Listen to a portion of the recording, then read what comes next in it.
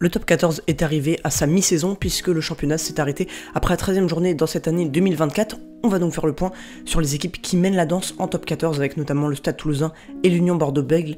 Et puis on aura une belle lutte également pour ces playoffs et puis aussi du côté du maintien. On part donc pour cette vidéo bilan top 14 de cette première partie de saison.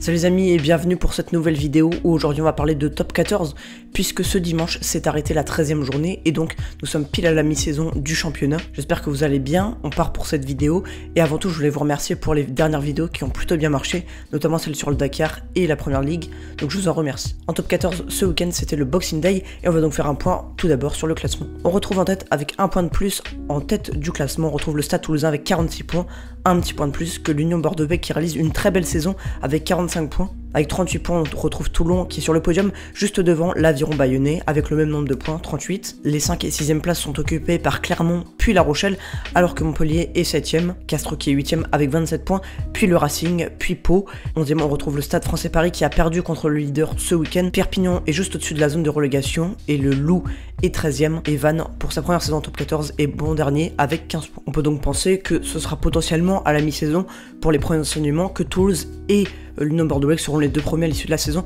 mais ces deux premières équipes mènent la danse, sont au-dessus. On a pu voir ce week-end le choc entre l'UBB et Toulon. Ce n'était pas le meilleur match de l'UBB, mais l'Union Bordeaux-Bègles a tout de même été meilleur que Toulon. On rappelle qu'en top 14, les deux premiers accèdent directement aux demi-finales, alors que le 3e, 4e, 5e puis 6e passent directement eux par des quarts de finale. Mais derrière, on a aussi Montpellier, Castres puis le Racing qui pointent le bout de leur nez pour disputer ces places. On va donc avoir une très belle lutte pour ces places en quart de finale de top 14. Avec le haut du panier, le haut du classement, on a Toulouse et Bordeaux-Bègles qui s'offrent une très belle lutte pour la tête du championnat. C'est Toulouse pour le moment qui est devant avec un total de 9 victoires en 13 matchs, 1 nul et 3 défaites.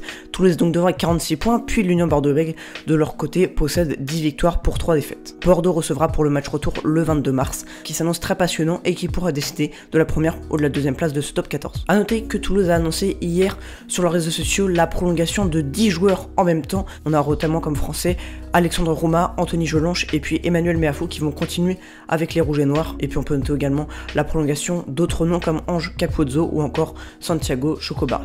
Si on descend un peu pour le match, on va retrouver le Stade Français notamment qui n'a pas été ridicule loin de là face à Toulouse, face au leader, alors que le match pouvait laisser prétendre à une large victoire toulousaine. Et bien ce n'a pas été le cas. Les Franciliens ont bien cru pendant une heure pouvoir le faire, mais finalement Toulouse aura eu raison de cette équipe. Et face à eux, les erreurs se comptent puisque derrière on a pu voir des essais inscrits sur des erreurs. La saison du Stade Français pour le moment n'est pas au rendez-vous malgré ce match qui était semble-t-il intéressant face à Toulouse, mais finalement le Stade Français pointe à la 11e place avec seulement un petit point d'avance sur le Loup qui est le premier relégable. Toujours dans la course au maintien et ceux qui pointent en 10e position juste devant le Stade Français, et bien c'est Pau qui s'est rassuré en dominant largement Vannes en ouverture de ce Boxing Day, un match remporté 48-24 pour les Palois. Pau peut donc regarder devant et respirer un peu puisqu'en sortie de cette zone de relégation se sont écartés un peu de cette zone du maintien et puisqu'ils sont actuellement 10e. Ils sont actuellement 10e avec un total de 24 points et sont à 2 points du Racing 92. Bien sûr, rien n'est encore fait pour Pau, mais cette victoire face à un concurrent direct va faire du bien. Perpignan est également sorti de la zone rouge en bousculant La Rochelle, une victoire 21-13.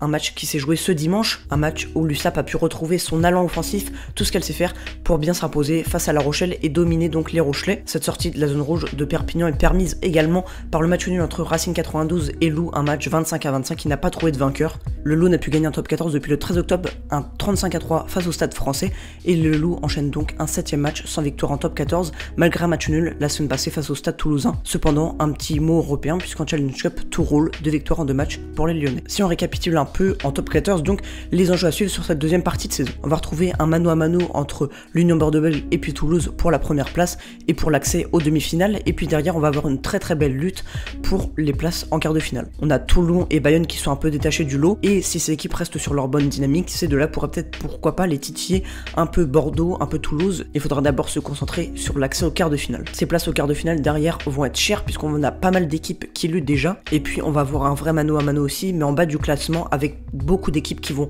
devoir se focaliser sur le maintien. En termes de points, les victoires vont compter tout simplement pourquoi pas pour l'accession au quart de finale du top 14, mais avant tout pour se maintenir dans l'élite du championnat du rugby français. Voilà les amis pour cette vidéo, j'espère qu'elle vous aura plu. Un petit bilan top 14 après la mi-saison, n'hésitez pas à me dire qui vous voyez remporter ce top 14, on va refaire plein de vidéos d'ici là, sûrement sur le top 14. On est le 31 décembre, mais donc on finit bien l'année sur une vidéo, j'espère qu'elle vous plaira. Merci de votre attention et puis je vais vous souhaiter de très belles fêtes, une très belle fête de fin d'année, une bonne année à tous. Je vous souhaite plein de bonheur à vous tous, une année qui soit sportive, à vous et à vos proches. Prenez soin de vous, c'est important. Je vais essayer de m'engager à faire des vidéos très régulièrement, pas comme en 2024 où ça a été assez alternatif entre les vidéos qui sortaient d'un coup et puis après on n'en a pas eu. Là on est sur un bon rythme, on est très bien parti avec des vidéos qui ont bien réussi. On va s'approcher des 1000 abonnés, si on les passe en 2025 ça serait super. Donc de mon côté je vous souhaite une bonne année, prenez soin de vous et je vous dis à très bientôt sur le stade. Salut.